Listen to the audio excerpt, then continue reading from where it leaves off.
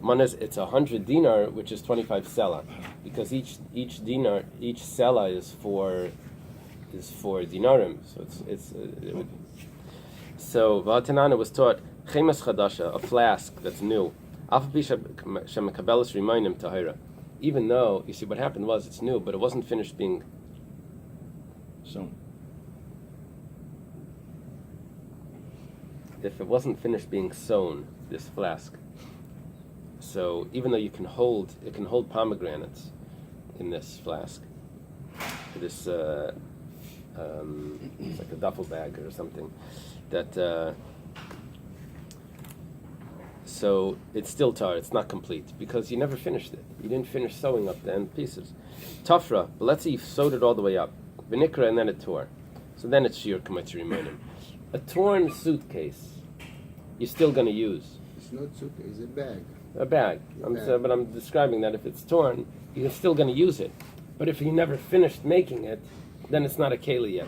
So here, if it's torn in a way that pomegranates won't fall out of it, so that's still considered a keli in its tummy. So the pomegranate is a shield of whatever. Of a hole. The hole, yeah. How big the hole is. Rabbi Eliezer ben Yaakov Aimer Kipkiya Shel Shesi. It's really talking about the ball, how much needs to fall out. It's the ball of yarn that's used for the shesi, for the warp on the loom. The ones that there's two parts, one that you attach to the loom, and the other one that you throw back and forth. So the weft. So it's talking about the ball of the shesi, which is stronger, that's tied and held tight to the loom. Achas me'arba b'mana ben arbaim slime. Over there, it's talking about that it's one of 4 of a mana of 40 sam, which means each one is 10 sela, and that's how big it is. That's how that's how big the hole can be, it's still considered a vessel. Okay. We said, how much do you give to him, to the Kohen, from the wool? It says you give it to him you give 5 sela or 10 sela, depending on where you are, and it says it's supposed to be white and not dirty, and enough to make a small garment. It doesn't mean that you have to whiten it and give it to him. Rather, what it means is that the Kayan whitens it, and it should be 5 sela. Now, what we're referring to here is that if you weigh it with the dirt in it, then it's going to weigh 5 sela, and you really didn't give him a lot of wool. So what you're supposed to do is you're supposed to measure the wool without the dirt. Doesn't mean that you have to wash it. You have to estimate what it would be without the dirt. And the Kayan can do the washing and all of that. It cut enough to make a small garment. How do you know that you have to give enough to make a small garment? This is what we mentioned before from Rabbi Shua ben Levi. Pasuk says, Lamed l'sharis, to stand and serve. Something that's fit to serve. Now, what does that mean? It has to be a garment that you're going to wear while you're serving. Ma'aniya, which garment is it be?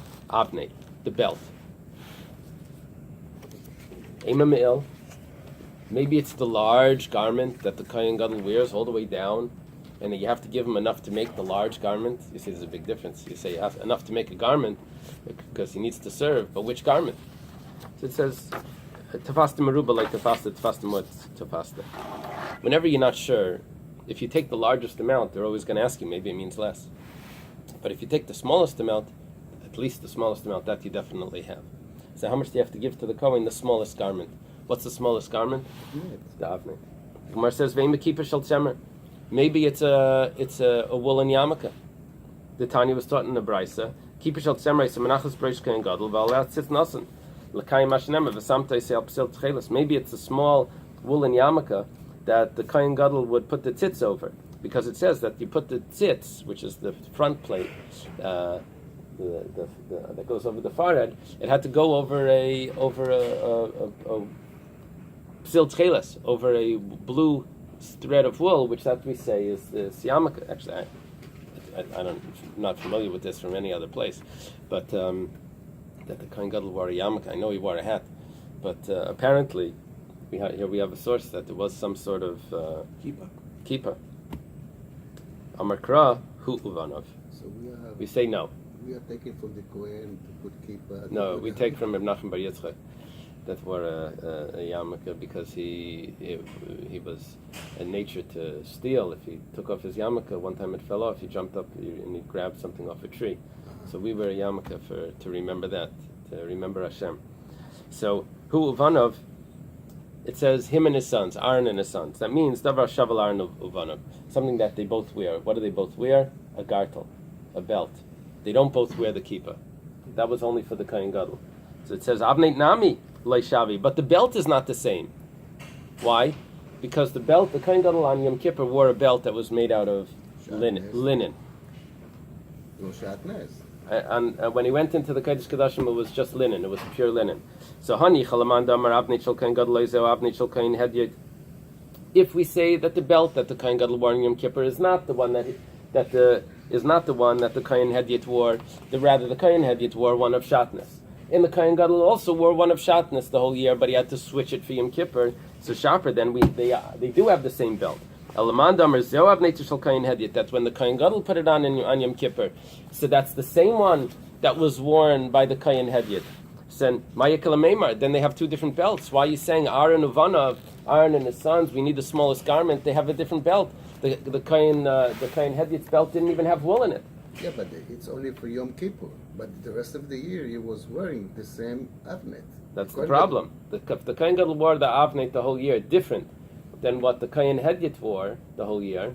Then the Kohen Hedyot's belt didn't have any wool in it. Why are you saying that it needs to be the amount of wool of the avnet of the Kohen of Aaron and his sons when the Kohen Hedyot didn't even have wool? Even according to that opinion. But it says Shafir, כיוון שאבנתו של כהן גדול שהיה משתמש כל השנה היה כשל אדיוט. There's two opinions. Now, let me clarify. There's two opinions. Okay, I'm sorry. There's two opinions. We know that the Kohen Gadol, when he went in on Yom Kippur, he wore only linen. Yes. There's two opinions. The linen belt that he wore on Yom Kippur, is it the same as the belt that the Kohen Hedyot wore the whole year? Or was it different than what the Kohen Hedyot wore the whole year? So if I say it's different than what the Kohen Hedyot wore the whole year, then what does that mean? That the Kohen Hedyot the whole year wore wool and linen. Yes. That means that the Kohen Gadol wore wool and linen also if he didn't go into the Kodesh HaKadoshim. That means it's that means that it's the same. Very good. Everything is clear. But if I say that the Kohen Gadol wore a linen one, which is the same as the Kohen Hedyot. The question is, what did the Kohen Hedyot wear? Yeah. If that's the same as the Kohen Hedyot, that means that the Kohen Hedyot never wore wool.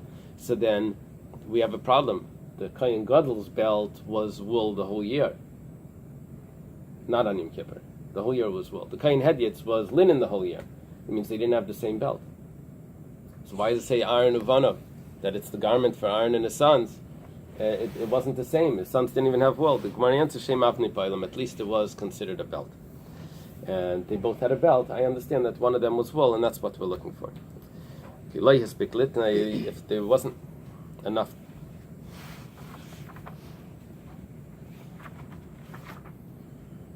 We need to finish on Friday because Friday is sealed. I'm not going to have time to finish. I should stop here, no? It's almost 8 o'clock. 56. We can do another. We can have it at 9 o'clock, Rabbi. Maybe we can have an extra class this week.